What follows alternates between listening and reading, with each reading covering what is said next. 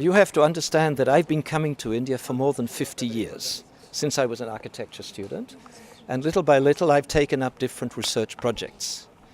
First, I started in Karnataka, in Chalukya, Badami area. Then I got interested in Bengal. I did some work in Gujarat. Then I came back to Karnataka and worked at Hampi Vijayanagara. And we did a project there for more than 20 years, mapping and measuring.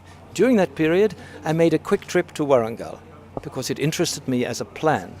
So that's because I was working on urban plan.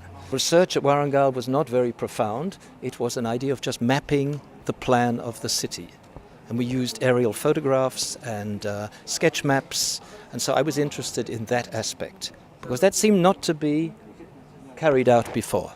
Well, what I found out, what I've been talking about today, is that it was not only a military plan, but it had a symbolic basis to do with swastika, because the Kakatiya kings used the city as a cosmogram to underpin their claims to be universal rule. So the city was a sort of part of their kingdom, symbolically.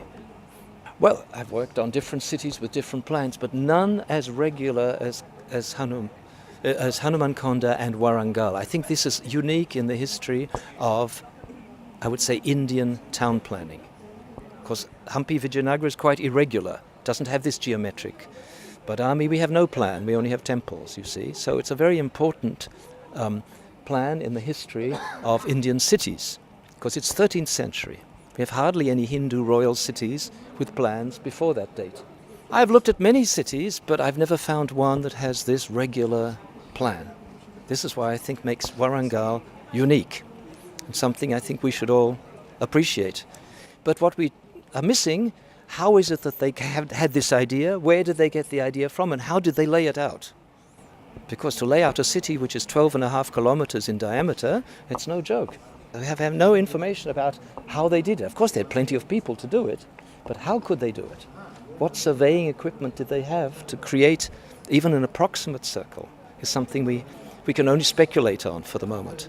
But we can marvel at it. We have the Toranas, we have the gateways, and we only have demolished temple, and we have no palace. And I'm suggesting the Kush Mahal occupies a place where the Kakatiya palace might have been located. Because very often when the Muslims occupied, they built palaces on the remains of the palaces of their previous occupants. That happens not only in Warangal, but everywhere in the world.